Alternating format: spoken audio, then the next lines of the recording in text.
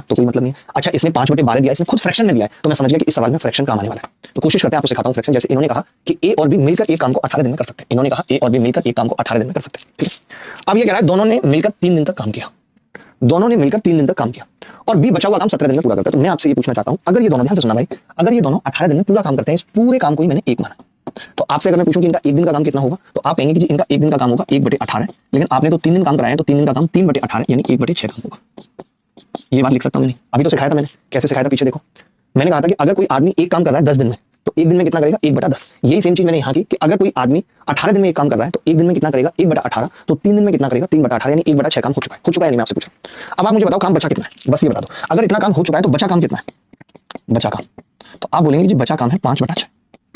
अगर 6 में एक काम हो चुका है तो बचा कितना है? 5/6। एक में से घटा लो, हमने टोटल काम एक माना है, हमने टोटल काम एक माना, उसमें से 1/6 हो चुका है, तो 5/6 बचा। ऐसे भी कर सकते थे, ऐसे भी सोच सकते थे कि 6 में एक हो चुका है, बचा कितना है? 5/6। ये जो बचा हुआ काम है ये 17 दिन में पूरा करता है बी। ध्यान से सुनना, बी ने पूरा किया है और 17 दिन में किया है। बी ने पूरा किया है और 17 दिन में किया। 5/6 काम बी ने किया है और 17 दिन में किया। बोलो ये बात क्लियर है कि नहीं? फिर से सुनो ध्यान से, मैं क्या कह रहा हूं, मैं ये कह रहा हूं 5/6 काम बी ने किया है और 17 दिन में किया। 5/6 काम 17 दिन में किया। अब आप बताइए कि बी अकेले 5/12 काम को कितने दिन में पूरा करेगा? बी अकेले 5/12 काम को कितने दिन में पूरा करेगा? आपको 5/12 बताना था, तो मैंने कहा कि इसको 5/12 बनाना है, तो आप ऐसा करो, हाफ से मल्टीप्लाई कर दो दोनों तरफ। कर सकते हैं? 5/12 बनाने के लिए हाफ से मल्टीप्लाई किया तो पता चला कि 5/12 काम 17/2 यानी 8.5 दिन में करेगा। 5/12 काम 8.5 दिन में करेगा। यही सवाल का उत्तर था।